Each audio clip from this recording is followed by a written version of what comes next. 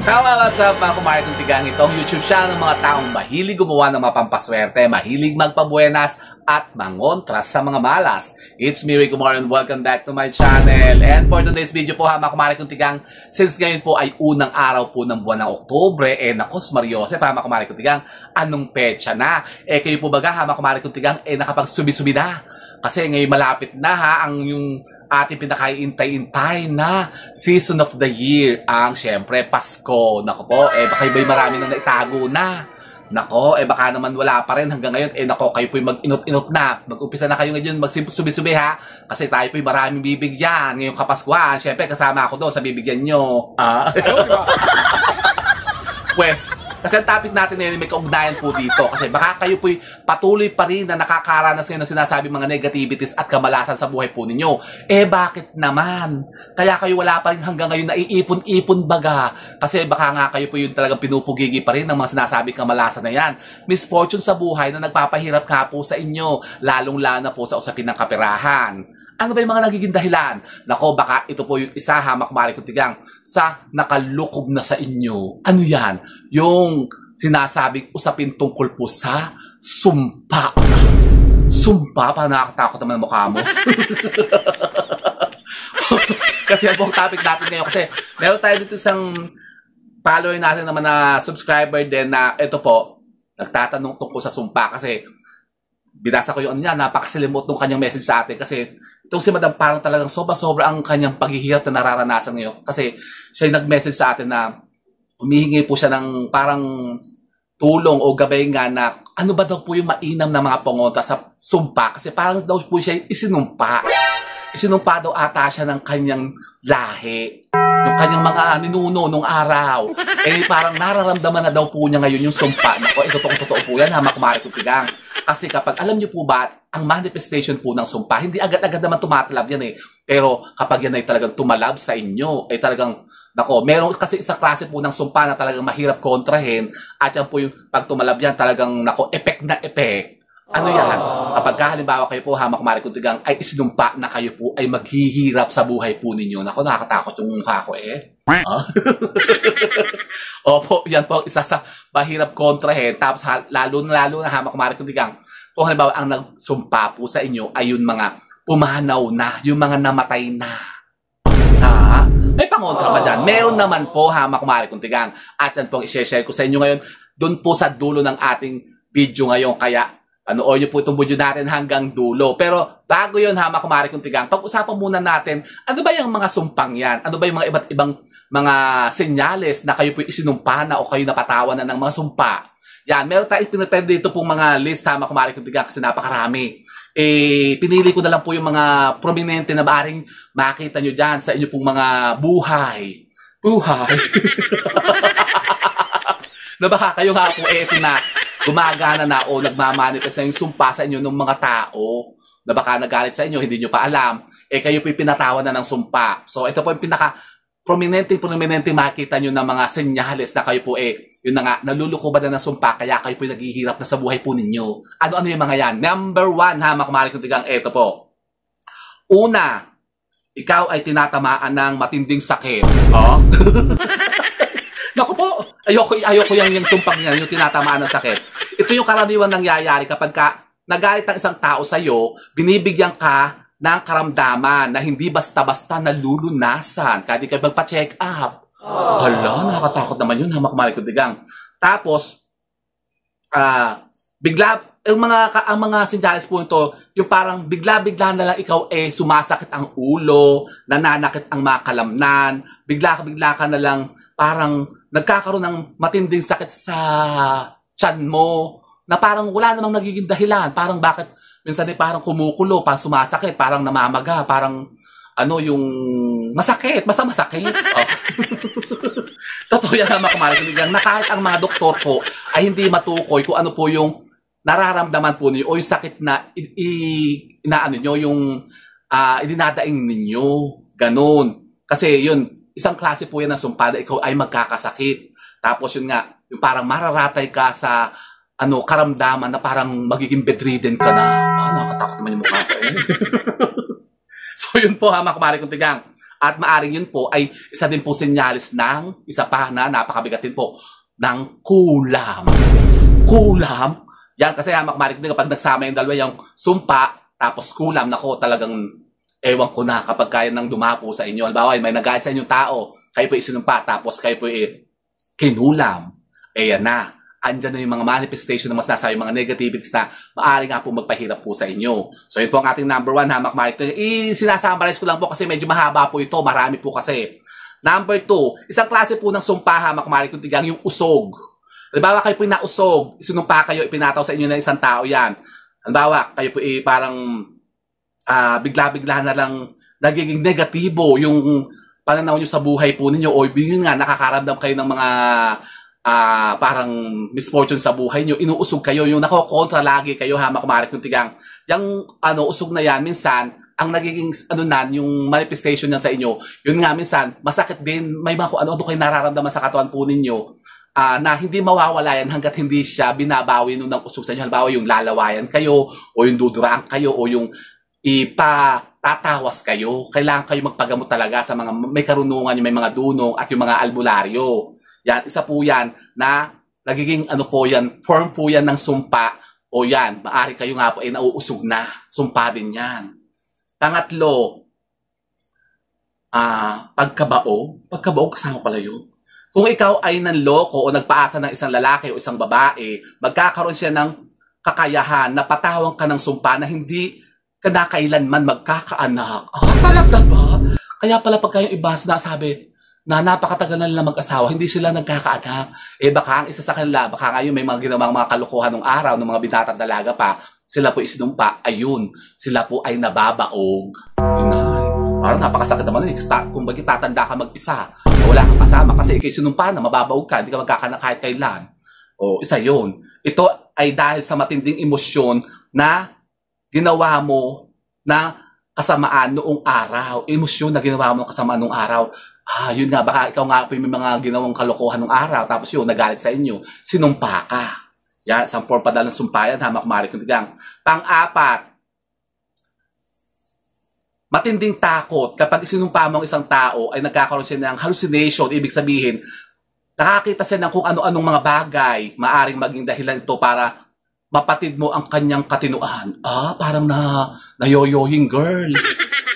Ganun pala yung matinding takot. Parang ibig sabihin na unan parang may manifestation ka rin daw ng sumpa. Parang natatakot sa mga bagay-bagay. Parang minsan may kung ano nung nakikita ka, nararamdaman ka, ganun. Sumpa rin pala yan. So yun po, hamak maring kutigang. Pang-apat. Pang-lima. Naku, ito yung pinaka-worst ata. Pang-lima po ay kamahatayan. Naku po. Maaring tumalab ang sumpa na ito sa mga mahal sa buhay ng taong isinumpa mo. Dahil kapag nagbulalas ka ng sumpa, ang nasa isip mo ay masaktan siya at mangyayari talaga yon kapag nawala ang mga mahal niya sa buhay. Siyempre, effect na. Wala na nga. Effect na yung sumpa mo, mamamatay na yung sinumpa mo. Ganon. Pero ako, meron akong kilala, siya po ay sinumpa ng kanyang abuela nung araw. Kaibigan ko to Siya po ay sinumpa na maghihirap siya. Sabi ikaw ay gagapang sa lusak. Parang gagapang ka sa lusak. Parang ibig sabihin kasi ng gagapang ka sa lusak, parang maghihirap ka. Kahit na anong gawin mo sa sarili mo, kahit anong gawin mong pagpupursige, kahit gaano ka kasipag, walang mangyayari sa buhay nyo, ganun. Yun ang sinumpa sa kanya. Hanggang ngayon, ramdam niya, tapos parang nag-reach out sa akin, sabi, may anong gagawin ko? Kasi parang nararamdaman ko yung sumpa ni Lola, ganun. Parang isinumpa ako. Parang umi-epekto na raw. Sabi ko, kontrahin mo. Kontrahin mo yung sumpa ng Lola mo. Humingi ka ng tawad. Kahit sabi, patay na nga yung Lola niya. Sabi ko, humingi ka ng tawad sa Lola mo. Tuktukin mo yung yung nicho niya. Tapos, magdasal ka. Kausapin mo. Tuktukin mo yung lapida. Kausapin mo, magtiri ka ng kandila, tuktukin mo. Ganun daw yun tinutuktok yung lapida. Kakausapin mo. Tapos, humingi ka ng tawad. Sabi ko ganun. Ilang beses raw niyang ginawa yun. Tapos sabi ko, gawin mo naman yung isa baraan pa, yung paggawa ng mga sinasabing indulhensya o yung pag-purify ng mga kasalanan, yung karma. Yung purification of karma, yun nga, sumpa din kasi yun Yung mga karma na parang nakukuha natin yung mga karma ng mga nagdaang panahon na pinataw sa atin, sa pamilya natin, namamana natin yan. Parang tinatawag yan yung ancestral karma, yung generation karma na sinasabi na patuloy siya na umi-effect hanggang sa kanununuan mo. May mga ganun may mga ganung generation karma na kahit, halimbawa, yung kaanak-anakan mo, magsasuffer dyan sa sumpa na dala-dala mo. Kaya di ba sabi nga po, kung halimbawa ikaw'y napakasamang tao, masama ka, tapos ikaw gumagawa ng yung mga kawalang-hiyan sa kapwa mo, isinumpa ka nung taong yun. Alam nyo, yung halimbawa may anak ka, ang anak mo, magiging parte na rin ng sumpa mo o yung karma mo na dadalhin din niya kapag siya ay nag-turn na ng 21 years old. Ganon. Opo, kapag ka ang anak nyo ay umidad na ng 21 years old, mamamana na nila yung kalahati ng karma mo o yung sumpa mo. At yun, maghihirap na rin sila. Kumbaga parang magiging misfortune na rin ng mga buhay nila. Makakaranas na rin sila ng kamalasan. Ganon. Opo, kaya yun ang mahirap na yung mga generation karma na napakatatagal na. Halimbawa, yung may mga ginawang kasalanan ng araw. Ngayon isisigilin ka na. Pati pamilya mo, damay. Kasi may ganun hamak mari. Kasi katulad ng isang, parang meron ako nabasang ganyan Siya po kasi ay, ang problema niya yung ganyan din. Hindi rin siya nagkakaanak kahit anong gawin niya. Ngayon, parang sabi niya, nagpagamot siya, nagpahiling siya nagpaano siya sa albularyo. Parang ang sinabi sa kanya ay, kaya ka nagkaganyan, meron kang karma din na dinadala. Sabi, kanino galing? Yung pala, hindi sa kanya mismo nanggaling yung karma na yun, yung sumpang yun, nanggaling doon sa kanununuan nila, sa lola niya. Kasi alam niyo po kung ano yung lola niya nung araw. Mga agas. Yun ang mga agas ng bata. Ganun. Siya ay nagpapaagas ng mga baby, inaagas niya yung mga baby. Pwede ba sabihin yung inaagas dito? Inaabot. O yung inaabort, mga abort ng bata. Tapos, maraming namatay, marami ang nag-suffer doon. So ngayon, yung merong naghahalit sa kanya nung araw, tapos parang kinarma yung pamilya nila, kasi dahil doon sa lola nila na gumagawa ng kasama na gano'n. Yung manifestation ng sumpa, napasama siya.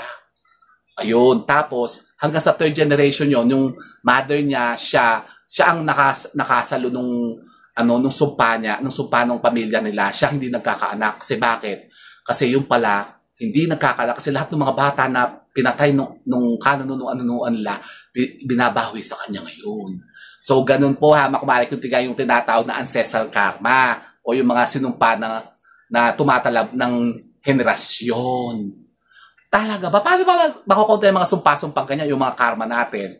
Meron naman po mga pamamaraan nga makumalik yung di ba sabi ko sa inyo, kayo po mag-purify po ng mga mga karma po ninyo. Ano bang gamot dyan? Bawa, masama kayo. Ano bang kontra sa kasama? Di kabutihan. So, ang gagawin nyo po ganito. Di ba sabi ko sa inyo, kapag kayo po ay mag-birthday o kayo yung kaarawan po ninyo, kayo ay gagawa ng probetsyo o yun nga, indulhensya na kasindami po ng age ninyo. Paano? Halimbawa, ilang taon na ba kayo? Diba, katulad ko, ako ay 42 years old lang ako, di ba gano'n? Pag 42 years old kayo, gagawa kayo ng 42 times na kabutihan o charity o yun nga, indulhensya sa kapwa po ninyo sa araw na yan. O tutulong kayo sa 43 na tao o gagawa kayo ng 43 na kabutihan. Kung ilan ang edad yun, bawa 69 years old na kayo, 70 years old kayo, pag 70 years old, para huli na ata ang lahat. Ayaw ba? Diba? Hindi mo napansin nyo, puro minamalas sa buhay mo, inintay pa mag 70 years old. Kapag gano'n, na medyo matanda-tanda ka na, mag 70 ka na, di parang, hayaan mo na. Tanggapin mo na. Huwag mo na kontra, hayaan na lang, gano'n na lang. Hindi, pwede naman po yun na makamarin. Sabi ko nga sa inyo, gano'n ang gagawin nyo. Gagawa kayo ng kabutihan. Alam nyo kasi yung mga simple na ginagawa natin na kabutihan sa kapwa natin, meron yung kumbaga, hindi naman reward ang sinasabi. Kumbaga, meron niyang karma na babalik sa atin. Di ba sabi nga, yung good karma begets good karma and bad karma begets bad karma. Babalik at babalik yan. Katulad yung mga magnanakaw dyan sa yung mga flood control project na yan, ng mga nagdugas ng, ng pondo ng mga bayan. May karma yan. Dadalhin niya yan. Sa kanununuan niya, sa pamilya niya, lahat sila. Aanohin nila, magsasaperin nila yan. Magsasuffer sila sa consequences na ginawa nila. Kaya yung mukha mo, parang galit na galit. Buwisit lang po ako, makuha kasi naalala ko naman yung sinabi ni Jessica So, yung kinukumpare niya yung 1 billion peso na pag inilagay daw sa maleta ay ilang maleta yun? Pwede na daw yung pag pinail up mo yung mga pera na tigo 1,000 peso bill na ganyan, pag pinagpatong-patong mo, kaya na raw i-fill up ang buong Araneta Coliseum sa dami at kalahating hektarya daw ata ng lupa ay punong-puno ng pera. Pile up yun ng pera. Kaya daw takluban. Pati yung Araneta Coliseum, gano'n kadami. Tapos, gano'n, bilyon na nakawin lang nila, di ba? Nako, alam nyo yan, yung sinasabing yung kasalanan na yan, yan ang pinaka-worst na pagbabayaran ng taong gumawa niyan. Hindi lang siya sa kanununuan niya o sa susunod na henerasyon niya, dadamhin nila yan o papataw sa kanila yung kasamaan na yan. Oo, ganun yun. So, ganun po habang kumalidugan. Yan lang po lang sa mga sinasabi mga senyales na baka kayo po'y sinusumpa na o maaaring nagkakaroon na kayo ng manifestation ng karma po ninyo, kaya kayo po'y naghihirap. Ano bang mainam ng mga pamamara? Katulad kasi itong sabi ni Madam, siya daw po hindi na makatulog sa gabi. Yan, kasi isa din po yan, hama kumari. Ikay parang nga daw pong hindi na nakakatulog sa gabi, parang ikay balisa lagi, at ikay parang yung hindi ka na ma-relax. Kumbaga, parang lagi kang balisa, tapos lagi kang nagigising sa madaling araw. Sumpa rin niya, isang klase po din ng sumpayan eh, na yung nagkakaroon ka ng manifestation na parang nahihirapan ka ng matulog. Isa po yan, hama kumari kuntigang. Ang mainam dyan, hama kumari kuntigang, ganito po, kapag bago kayo matulog, ang gawin nyo po, uminom po muna kayo ng isang basong maligam-gam na tubig. Lagyan nyo po yan ng konting pinch of salt. Yan, katulad po ito, kumuha kayo ng maligam-gam na tubig, lagyan nyo ng konting asin. Yan. Tapos, magdasal po muna kayo ng isang ama namin, isang abagin ng Maria, isang sumasampalataya. Tapos, hiling nyo na mawala yung nasabing yan, yung negativities na nasa utak nyo o nasa katawan po ninyo, para kumbaga ma-clear out yan, ma-relax kayo, makatulog kayo. Inumin nyo yan, namakmari kung sabihin nyo, sa pangalan ni Hesus Kristo, bago nyo inumin gano'n. Tapos, pwede nyo siyang krusan o hipan nyo siya pa-cruise, yung tubig. Ibig sabihin, affirmation yun na ginagawa natin na ritual na ito, para yung sinasabing yan, yung sumpang yan, o yung hindi kayo nakatulog, mawala. Kasi mahirap yan, syempre, kahit hindi kayo makatulog, gabi-gabi kayo ukil-kilin yan. Hindi magmumukha kayong panda bear. Ang mukha na kayong panda. Kasi sobrang laki na ng mga eyebag ninyo, ganun. Ganyan ang gawin po ninyo, hamak maayo ko tigang. Tapos, isa pa, ganito rin po gawin po, kumuha rin po kayo ng isang basong tubig, lagyan nyo rin po yan ng pinch of salt. So, ito po ang salt natin, hamak maayo ko. Yung rock salt po, hamak maayo ko, gagamitin natin, hindi iodized salt, rock salt. Yan, kumuha kayo ng konting asin, mga ganyan lang po karami, Tapos, ito po ay ilalagay nyo lamang po sa tubig. Yan. Lagay nyo ganyan sa tubig, sa basong tubig. Tapos, ito po ay dasalan nyo ng isang ama namin, abagin ng Maria, sumasampalataya. Krusan po ninyo, hipan nyo ng pakrus. Ito po ay ilalagay nyo po sa ilalim po ng inyong pong mga kama o higaan. Yan. Tapos, pansinin nyo yan, hamak marik. Kinabukasan, makikita nyo yan, magbabago ang anyo yan. Yan po minsan ilalabo, iitim, bubula, kanya magiging cloudy. Ibig sabihin nun, meron talaga manifestation sa inyo ng sumpa na hinihigop niya uti-uti. Pagka ganun po, ang gagawin nyo sa umaga, kinabukasan, tanggalin nyo siya. O baka minsan niya kukulo yan, bubulwak yan, yung aapaw dyan yung asin sa, makikita nyo yan, aasin-asin yan sa paligid na ganyan eh. Hintayin niya, pagka halimbawa at mga 3 araw, hindi nyo natanggal yan, bubula-bula na yan. Ibig sabihin yung manifestation nga po nung negative energy dyan sa kwarto nyo, o mismo sa katawan po ninyo, sa kama nyo, hinihigan nyo, yun na, sinihigop na niya, papaalis, para mawala na yon. Tapos, ang gawin nyo, itapon nyo agad dyan, tapos panta nyo ulit sa kinabukasan. Sa susunod na gabi, ganun ulit ang gagawin po ninyo. Mainam na mainam pong ginagawa yun, hamak maliktigang, para matanggalin yung sinasabi mga negativities nga po na maaari nga po gumagambala sa inyo, kaya kayo po minsan hindi nakatulog. Yan, kasi nga, inuukil kayo ng mga sinasabing sumpang ganyan. Ay, yan po, subukan nyo po yan, hamak marik. Simple lang naman po ito. Kumuha kayo ng isang basong tubig, tsaka asin, lagyan nyo po yan, dasalan nyo po yan, isang ama namin, isang bagay ng Maria, sumasampalataya, pagkatapos ilagay nyo po sa ilalim po ng higaan po ninyo. Tapos kinabukasan, tignan nyo kung magbabago siya ng anyo, bubulayan, o iitim, magiging marumi, magiging cloudy, o yan, aasin-asin yan sa ibabaw niya ng baso. Tanggalin niyo po yun, itapon niyo sa kubeta, tapos busan niyo ng tubig, busan niyo po ng suka, tapos maglagay ulit kayo to sa susunod na gabi. Susunod na gabi na magtutulog po ulit kayo. Ganun po, hanggang sa po siya po ay mag-clear na, hindi na siya magbabago ng anyo, basically clear na, wala na yung sumpa. O wala na yung mga sinasabing negativity sa manifestation ng mga kamalasan na yan. Ganun po. Tapos ngayon yung sinasabi ko sa inyo, mag-indulhensya kayo. Para yung sinasabing mga, yun nga, nanuot na mga sumpa sa inyo, yung mga karma na yan, ma-purify natin at mawala ng tuluyan yan. Gumawa kayo ng kabutihan sa kapwa po niyo. Kasi wala namang, walang imposible kung kayo po'y, yung gagawa ng kabutihan. Siyempre, kabutihan din ang babalik sa inyo. Tsaka kayo po'y magdadasal lagi. May kayo ng tawad sa mga kasalanan na ginawa po ninyo. Yun nga, tapos may nangunumpa nga sa inyo. Wala namang, walang, kumbaga, walang naman ng depresya kung kayo po'y hihingi ng tawad. Yan. Para, kumbaga, i-settle nyo na lang yung problema. Kung ano man yung mga problema na ginawa nyo sa tao, magpakumbaba na lang kayo. Humingi kayo ng tawad. Kung buhay pa, kung patay na, tuktukin nyo yung kabaong niya o yung nicho niya. Tapos, humingi kayo ng tawad. Pagdasal kayo, pagtirik nyo ng kandila. Baka kayo patawarin. Ganun pala. Ganun lang po. Magmahal ko tigang siya. Subukan nyo po yan. Kung kayo po yung ginagambala ngayon ng sobrang negativities, kayo po yung naghihirap. At talagang parang sa tingin nyo kayo na yung nagmamanifest na nga yung mga sinasabing sumpang yan, mga kulam-kulam na ganyan. Subukan nyo po yan na kumari kong tigan. Saka lagi kayo magdadasal para nga kayo po mailayo sa mga sinasabing mga negativities na ganyan na gawa nga po ng tao. Tao lang naman kasi gumawa niyan. Pwede pong tanggalin yan. Di ba ga? So po mga kumari kong tigan, sana po may napunta kayo mga bagong idea at kaalaman sa pagkontra naman sa mga sinasabing mga kamalasan na yan. And with that, mga kumari kong tigan, keep safe and God bless. Thank you for watching and don't forget to subscribe my channel. I know you like it. And don't forget to brush your teeth.